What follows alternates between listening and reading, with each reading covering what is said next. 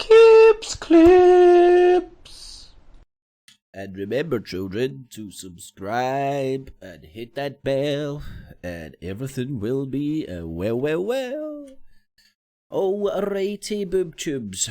Another one of Keeps Clips. So, oh my lord, everything's all over the place here. I've been pushing buttons and I don't understand. I do understand, but I forgot to understand or remember. One or something like that. So, you may have seen last night that James Goddard was a special guest on the Templar report. 5 days ago, Jada Francine was a special guest and a special host, and Nick Griffin was a special guest on the Templar report. It's almost as if Jim Dowson was listening to me talk about, a special guest, and it's only ever him. And Nick Griffin in a hood every now and again. So he seems to be trying to get a few wee more talking heads in on the shtick. And I would argue the people who's getting in on the shtick are people engaged with him and whatever splinter group they may be in. Jada Francine, the splinter group of the Knights Templar for the women. Nick Griffin, he's in the Knights Templar. He was the guy in the hood. James Goddard, well, I think last night he says if he wasn't in, he's going in, but I would argue he was definitely getting directed that way. And maybe groomed by Jada Francine, who I'd led to believe stays in Northern Ireland in one of the paramilitary strongholds, funnily enough. Or one of the Christian militia strongholds, whatever way you want to look at it. Jim Dowson was talking about it being Christian militias. So, I want to join a few wee dots here, which I'm arguing add weight to the collage I see when I look at all the wee different parts of the puzzle. And who knows, I might be mental, I might be seeing stuff that isn't here, but I will try and explain it to you. So, let's just start with this wee snippet. Details on your screen if you want to find it. And it was on Channel 4 News. Holdings, Tommy Robinsons and Nick Griffins will come and go. What's more interesting, the backroom people who remain constant. People like Jim Dowson and his marketing company Midas. He doesn't normally do television interviews, prefers to stay behind the scenes. His CV, ex-Calvinist minister, organiser of Belfast's flag protests. We fought back on the front, a dignified and organised way. He cut his marketing teeth working for the militant pro-life movement in the States, then set up the BMP's fundraising called... Just remember, before we go into his BMP thing, so he cut his teeth. He's a marketing expert. He specialises in demographics. He's an ex-Calvinist minister. He cut his teeth in what he does with the pro-life mob in America. The pro-life mob in America hate Bill Gates for a couple of reasons. Because of his father and his father's involvement with Planned Parenthood. I'm not telling you to agree or disagree with Planned Parenthood or to agree or disagree with abortions or the minutiae of when they should, or that's for other people to decide. That's for you to decide, not Jim Dowson or for me. That's my argument. But he cut his teeth. Now look at the similarities that come from the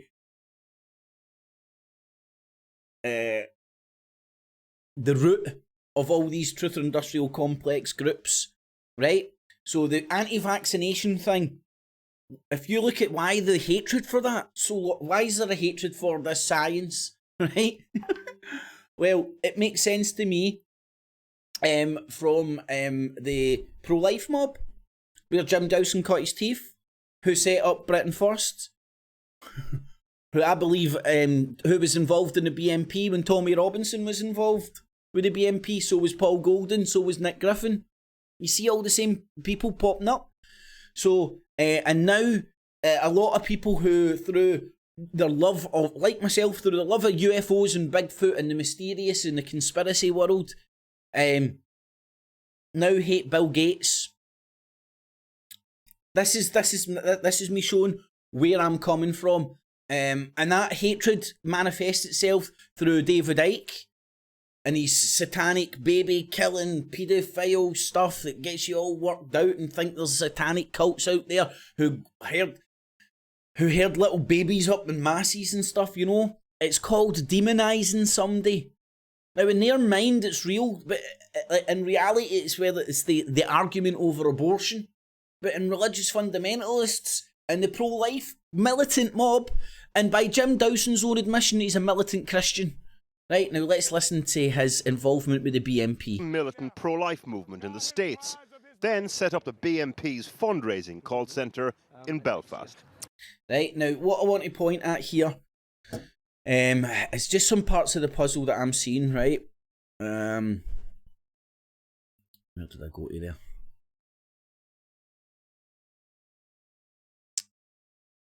Right, let's start here. Oswald Mosley, right, and he's British fascist. British. What the hell is it called? British Union of Fascists, right? I keep getting the wording wrong. I'm not smart enough for them. They would have killed me at birth, probably. Now, they did have involvement with loyalist elements. I'm not saying every loyalist is a fascist. No, I'm not. I'm saying back in the day there was involvement and there was fascist elements over in Northern Ireland, like all over the UK when Oswald Mosley was creating his party of fascism, his party of fascists. Now, this talks about a 1995 article, right? So this isn't anything new. Now, if you go here, you can register with them, read it free online. Otherwise, you can take the name of the article, which I did, and stick it in. Oh, take the name of the article, which I did somewhere. Here we go. Into Google's, and you'll get free versions of it. And here's a wee bit here. Let's have a wee quick read. But first, I want to just point at this bit. So, representatives of Mosley's mob were over speaking with the Ulster Loyalists, right? And you can go and look at that book that was done by James Laughlin, Irish Historical Studies.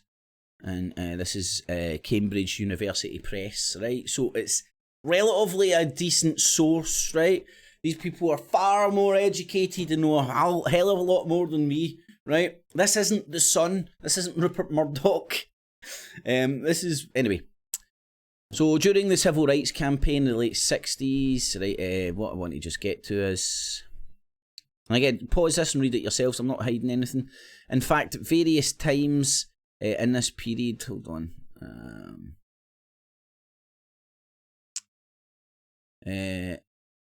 In the interwar years, and while fascism did not give rise to a movement of major importance in Northern Ireland, it nevertheless had a more significant presence than there has sometimes been thought. For instance, Robert Frisk's view that the only fascists in Northern Ireland were Italian immigrants, I don't know, grouped in Belfast and Derry, is inaccurate. The fact that various times in this period there exist branches of the British fascist representatives of Sir Oswald Mosley's British Union of Fascists, BUF, together with a brief but significant initiative in Northern Ireland by the leader of the Blue Shirt movement in the Irish Free State, General Elon O'Duffy.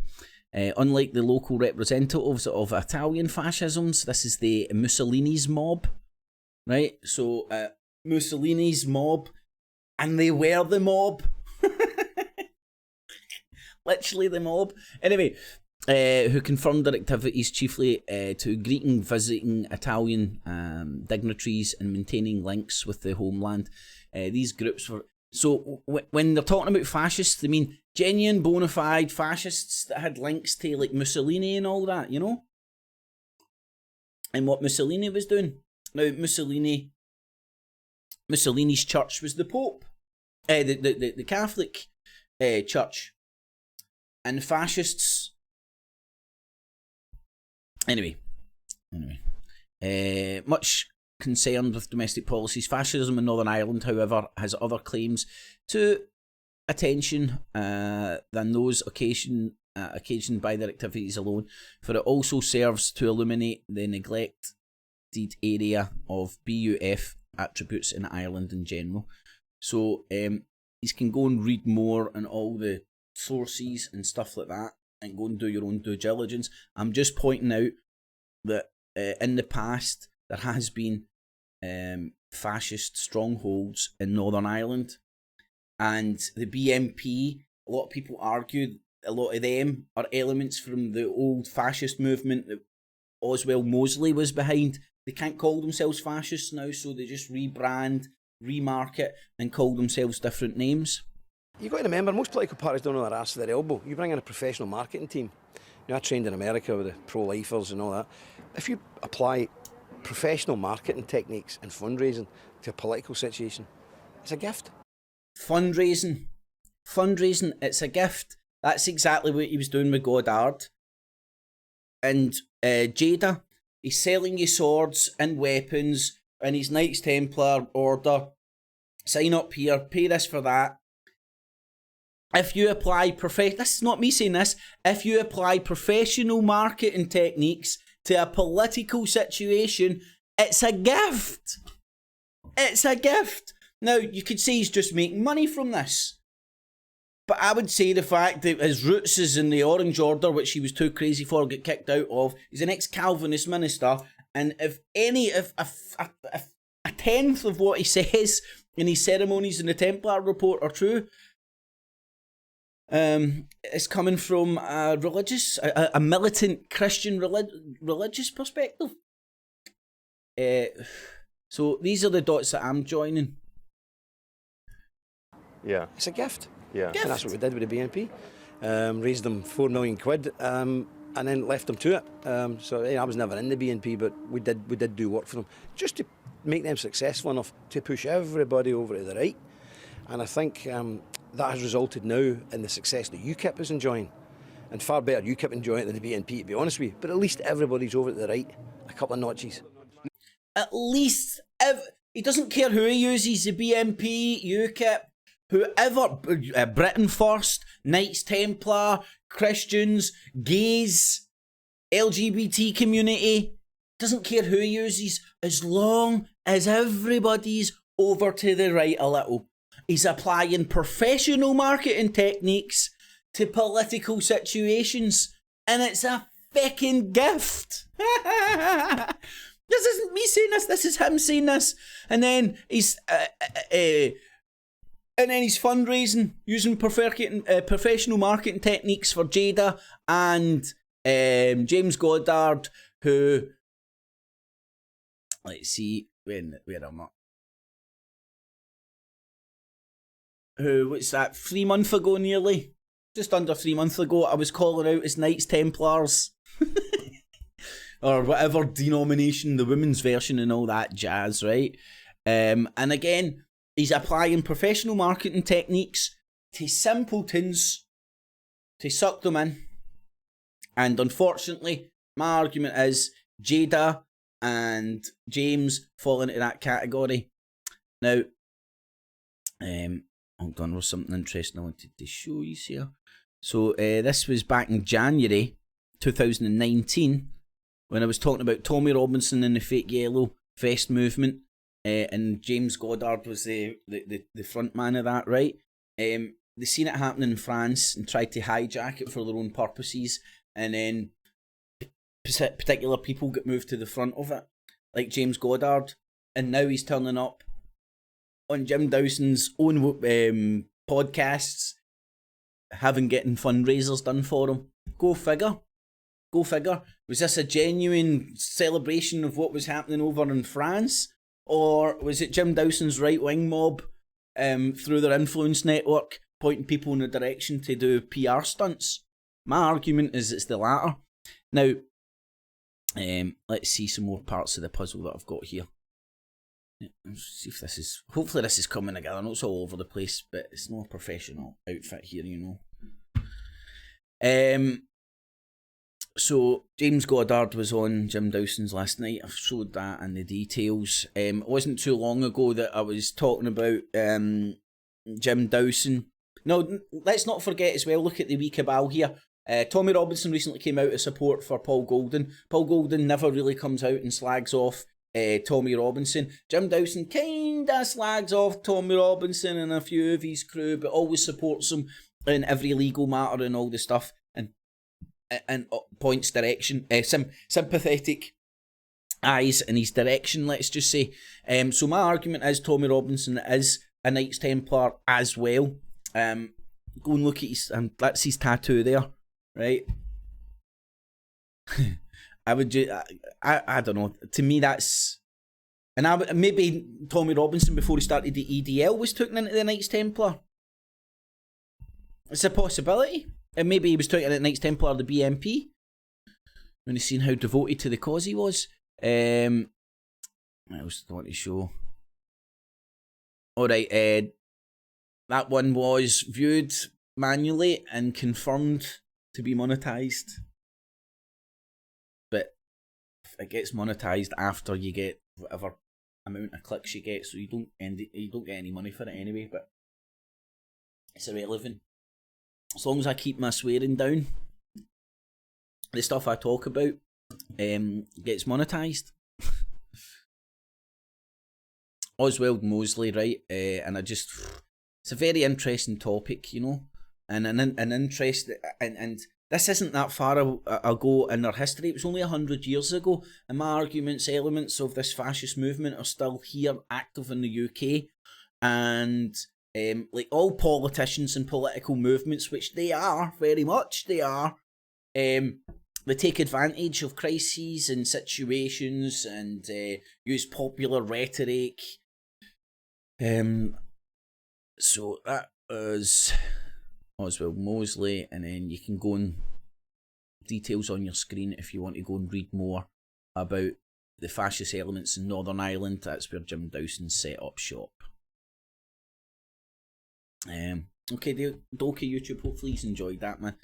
Remember what I do here is digital busking. It is all available and accessible free of charge. I'm going to do such a good job you'll find value in what I do and use your spare change, not your life savings, in the Patreon and PayPal buttons down below. And a mega thanks to those who do. Alrighty, boob tubes, thanks for listening. Catchies. Kips clips. Remember, subscribe, hit the bell, and Jesus says it'll keep you out of hell. Hallelujah.